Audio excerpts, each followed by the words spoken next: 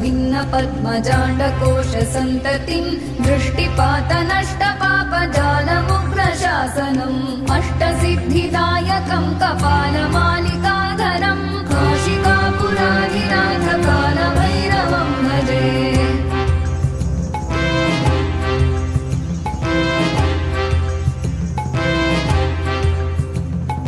भूतसङ्घनायकं विशालकीर्तिदायकं काशीवासलोकपुण्यपापशोधकं विभुं नीतिमार्गकोविदं पुरातनं जगत्पतिं काशिकापुराधिनाथ कालभैरवं भजे।